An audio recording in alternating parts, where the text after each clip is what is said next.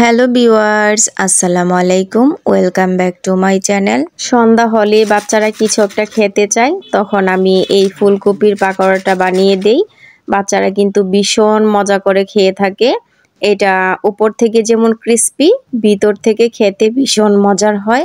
আমার আজকের রেসিপি হলো ফুলকপির পাকোড়া বা ফুলকপির চপও বলতে পারেন। এটা বানাতে খুবই সহজ, খেতে কিন্তু ভীষণ মজার হয়। শীতকাল আসলে এই ফুলকপিটা বাজারে প্রচুর পরিমাণ পাওয়া যায় আর দামটাও খুব কম থাকে। আর ঠিক তখনই কিন্তু ফুলকপির পাকোড়াটা বেশি করে বানিয়ে খাওয়া হয়।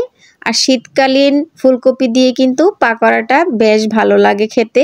এইখানে আমি মোটামুটি বড় সাইজের একটা ফুলকপি নিয়েছি। এখন ফুলকপিটাকে আমি কেটে নিচ্ছি। ফার্স্টে আমি সম্পূর্ণ ফুলকপিটাকে কেটে আলাদা করে নিব।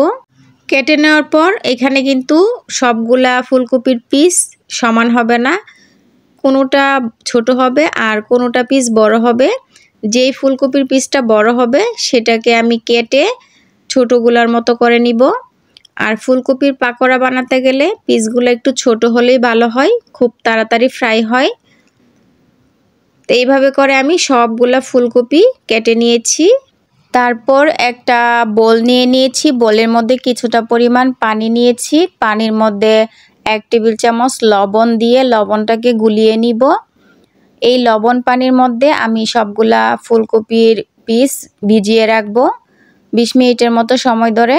এতে করে কিন্তু ফুলকপির ভিতরে যদি কোনো পোকা থাকে সেগুলো বেরিয়ে আসবে। এইভাবে করে ফুলকপি লবণ পানিতে ভিজিয়ে রাখলে কিন্তু ফুলকপির ভিতরে খুব ভালোভাবে লবণ পানি প্রবেশ করে আর পাকোড়াটা ভাজার পর খেতে কিন্তু অনেক ভালো লাগে। এদিকে পানি ফুটতে দিয়েছি আর এই ফুটনো পানির মধ্যে 1/2 টেবিল চামচ হলুদের গুঁড়া, 1 টেবিল চামচ লবণ দিয়ে দিব। এই পানির মধ্যে আমি ফুলকপিটাকে 50% সিদ্ধ করে নিব।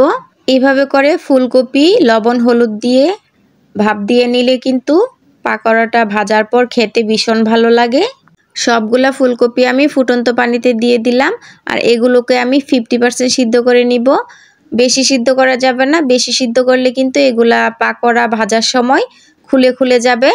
ফুলকপিগুলাকে আমি 10 মিনিটের মতো মাত্র জাল করে নিয়েছি, এর ভিতরেই কিন্তু এগুলো হয়ে গেছে। এখন আমি চুলাটা বন্ধ করে এগুলোকে একটা ছাঁকনিতে ছেঁকে নিব। পাকোড়া ভাজার জন্য একটা ব্যাটার তৈরি করে নিব। একটা বলের মধ্যে 2 টেবিল চামচ ময়দা দিয়ে দিলাম। পাকোড়াটা অনেক বেশি মচমচা আর ক্রিস্পি করার জন্য আমি এখানে দিয়ে দিব 2 টেবিল চামচ কর্নফ্লাওয়ার। আপনাদের হাতের কাছে যদি কর্নফ্লাওয়ার না থাকে চালের গুঁড়া কিংবা বেসন দিলেও হবে। এখন দিয়ে দিচ্ছি 1/2 টেবিল চামচ হলুদের গুঁড়া, দিয়ে দিচ্ছি 1 টেবিল চামচ লাল মরিচের গুঁড়া, দিয়ে দিচ্ছি 1/2 টেবিল চামচ জিরার গুঁড়া, 1/2 টেবিল চামচ ধনিয়ার গুঁড়া, আর এখন দিয়ে দিচ্ছি স্বাদ মতো লবণ, দিয়ে দিচ্ছি 1/2 টেবিল চামচ আদা রসুন বাটা। আর পাকোড়াটাকে একটু ফ্লেভারযুক্ত বা পাকোড়ার টেস্টটা একটু ভালো আসার জন্য 1 টেবিল চামচ ধনিয়া পাতা কুচি। এখন দিয়ে দিচ্ছি 1 টেবিল চামচ সয়াবিন তেল। সব কিছু খুব ভালোভাবে একটু মিশিয়ে নিব। মেশানো হয়ে গেলে একটা ব্যাটার তৈরি করে নিব। তার জন্য আমি অল্প অল্প করে পানি মিশিয়ে নিব। আর পানিটা কিন্তু আমি একেবারে মিশাবো না, আমার যতটুকু পরিমাণ লাগে সে অনুযায়ী আমি অল্প অল্প করে পানিটা দিয়ে সুন্দর একটা ব্যাটার তৈরি করে নিব। আর এখানে কিন্তু নর্মাল ঠান্ডা পানি দিয়ে আমি গোলাটা তৈরি করে নিচ্ছি। আর পানিটা আমার যতটুকু পরিমাণ লেগেছে সেই অনুযায়ী দিয়েছি। তো দেখতেই পাচ্ছেন ব্যাটারটা কিন্তু রেডি হয়ে গেছে। তো ঘনত্বটা একটু দেখিয়ে দিচ্ছি। ঘনত্বটা হবে ফুলকপিগুলো দেওয়ার পর যেন ফুলকপির গায়ে ব্যাটারটা খুব ভালোভাবে লেগে থাকে, সেই পরিমাণ করেই ব্যাটারটা তৈরি করতে হবে। তো সবগুলা ফুলকপি দিয়ে দিলাম। এখন একটা স্পুনের সাহায্যে ফুলকপির গায়ে গায়ে যেন ব্যাটারটা লাগে সেভাবে আমি মাখিয়ে নিয়েছি। এখন আমি সাথে সাথেই পাকোড়াগুলো ভেজে নিব। চুলায় আগে থেকেই তেল গরম হতে দিয়েছিলাম। এখন গরম তেলের মধ্যে পাকোড়াগুলো একটা একটা করে দিয়ে দিচ্ছি। আর চুলার আঁচটাকে কিন্তু একেবারে কমিয়ে রাখবেন। প্রথমে আমি চুলার আঁচটাকে হাই হিটে রেখে তেলটাকে গরম করে নিয়েছি। তারপর চুলার আঁচটা কমিয়ে দিয়ে পাকোড়াগুলো দিয়েছি ভাজার জন্য। কখনো হাই হিটে রেখে চুলার আঁচ পাকোড়া ভাজতে যাবেন না, এতে করে দেখা যাবে উপর দিয়ে কালার চলে আসবে, ভিতর দিয়ে কিন্তু হবে না। পাকোড়াগুলা এক পিঠ হয়ে গেছে, অপর পিঠ আমি উল্টিয়ে দিচ্ছি। চুলার আঁচটা কমিয়ে রেখে এগুলা ভাজলে কি হয়, ভিতর থেকে অনেক বেশি সফট হয় আর উপর থেকে অনেক বেশি মচমচা হয়, খেতে কিন্তু ভীষণ ভালো লাগে। এখন আমি সবগুলা পাকোড়া উল্টিয়ে পাল্টিয়ে দিচ্ছি।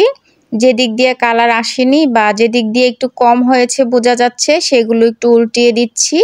এভাবে করেই কিন্তু পাকোড়াগুলা ভেজে নিতে হবে। আর পাকোড়া ভাজার সময় তেলের পরিমাণটা একটু বেশি দিয়ে ভাজতে হবে, তাহলে কিন্তু এগুলা অনেক বেশি মচমচা হবে। পাকোড়াগুলা ভাজা হয়ে গেছে, এখন আমি তেল থেকে তুলে নিচ্ছি, তারপর আপনাদেরকে পরিবেশন করে দেখাচ্ছি। এটা যে কি পরিমাণ মচমচা আর ক্রিস্পি হয়েছে সেটা আমি আপনাদেরকে বলে বোঝাতে পারবো না, শব্দ শুনেই হয়তো বুঝতে পারছেন। এটা যে শুধু ক্রিস্পি হয়েছে সেটা কিন্তু না, এটা ভিতর থেকে খেতে এত বেশি মজার হয়েছে, একেবারে সফট হয়েছে। এগুলো কিন্তু 4 থেকে 5 ঘন্টা রাখার পরও অনেক বেশি মচমচা থাকবে, এতটাই ক্রিস্পি হয়েছে আর এতটাই সফট হয়েছে ভিতর থেকে। খেতেও কিন্তু মাশাআল্লাহ অনেক মজার হয়েছে। বিকেলবেলা বা সন্ধ্যাবেলা নাস্তার টেবিলে চায়ের সাথে মচমচা ক্রিস্পি ফুলকপির পাকোড়া হলে জমে যাবে না বলেন তো? আশা করছি রেসিপি ভালো লেগেছে। আর যদি ভালো লেগে থাকে চ্যানেল সাবস্ক্রাইব করে লাইক কমেন্ট শেয়ার করে দিবেন। আজকে এই পর্যন্তই, আবারও দেখা হবে নতুন কোনো রেসিপিতে। সেই পর্যন্ত সবাই ভালো থাকুন, সুস্থ থাকুন। আল্লাহ হাফিজ।